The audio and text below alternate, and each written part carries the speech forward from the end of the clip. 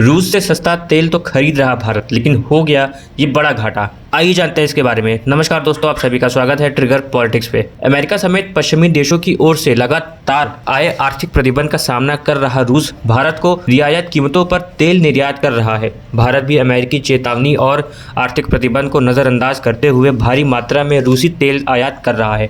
भारत का कहना है कि जहां से भी उसे रियायती कीमतों पर तेल मिलेगा वहां से ही वह खरीदेगा। सस्ता तेल खरीदने की वजह से भारत का रूस के साथ व्यापार तो बढ़ा है, लेकिन यह भारत के पक्ष में नहीं है। दरअसल रूस के साथ भारत का व्यापार घाटा 7 गुना बढ़कर 34.79 अरब डॉलर हो गया है। किसी भी देश के लिए व्यापार संतुलन होना बहुत ज़रूरी है, यानी सभी देशों की यह कोशिश होती है कि अन्य देशों के साथ उनका व्यापार घाटा कम से कम हो, क्योंकि दो देश के बीच ट्रेड डील आमतौर पर डॉलर में होती है। ऐसे में ज़्यादा व्यापार घाटा किसी भी देश की अर्थव्यवस्था को प्रभावित कर सकता है। रूस के साथ भारत के रिकॉर्ड व्यापार का मुख्य कारण बम्पर तेल आयात है। व्यापार घाटा का यह आंकड़ा इसलिए भी भारत के लिए चिंताजनक है क्योंकि भारत का व्यापार घाटा 101.2 अरब डॉलर का रिकॉर्ड स्तर को पार कर गया है।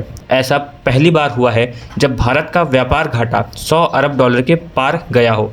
जब कोई देश निर्यात की तुलना में आयात ज़्यादा करने लगता है तो उसे व्यापार घाटा कहते हैं, यानी भारत रूस को सामान बेच कम रहा है और खरीद ज़्यादा रहा है। रिपोर्ट के मुताबिक कच्चे तेल के लिए रूस पर बढ़ती निर्भरता के कारण भारत का रूस के साथ व्यापार घाटा दूसरे स्थान पर पहुंच गया है। भारत का सबसे ज़्यादा व्यापार घाटा चीन के साथ था। डिपार्टमेंट ऑफ कॉमर्स डेटा के मुताबिक अप्रैल 2022 से जनवरी 2023 के बीच भारत का चीन के साथ सबसे ज़्यादा 71.58 अरब डॉलर का व्यापार घाटा हुआ था, जबकि रूस के साथ भारत का व्यापार घाटा 34.79 अरब डॉलर ही था।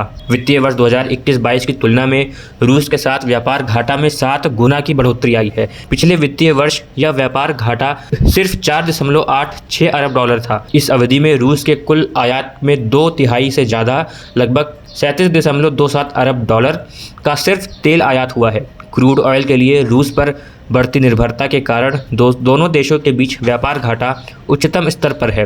अप्रैल 2022 से जनवरी 2023 के बीच दोनों देश के बीच लगभग 37.27 अरब डॉलर का रिकॉर्ड व्यापार हुआ है, लेकिन इसमें भारत का निर्यात 10% से भी कम है, यानी भारत का रूस के साथ व्यापार लगभग एक तरफा ही है। दोनों देश के बीच रिकॉर्ड व्यापार का बड़ा कारण भारत का रूसी तेल आयात है। रूस यूक्रेन युद्ध से पहले रूस भारत के टॉप 20 ट्रेड पार्टनर में भी नहीं था, लेकिन रूस यूक्रेन युद्ध के बाद तेल निर्यात के कारण रूस अब भारत का 5वां सबसे बड़ा ट्रेड पार्टनर बन गया है। तेल व्यापार की बात करें तो रूस यूक्रेन युद्ध से पहले 60% से ज़्यादा तेल मिडिल ईस्ट कंट्री से आयात करता था। उस वक्त भारतीय तेल बाजार में रूसी तेल की हिस्सेदारी 1% से भी कम थी, लेकिन पिछले लगातार 6 महीने से रूस भारत के टॉप ऑयल सप्लायर बना हुआ है। यहाँ तक कि मार्च महीने में भारत ने दुनिया का सबसे बड़ा तेल आयात देश चीन से भी ज़्यादा रूसी तेल खरीदा है। दरअसल रूस पर आर्थिक प्रतिबंध लागू है, इसलिए भारत रूस को भुगतान के लिए अन्य विदेशी मुद्राओं का इस्तेमाल कर रहा है।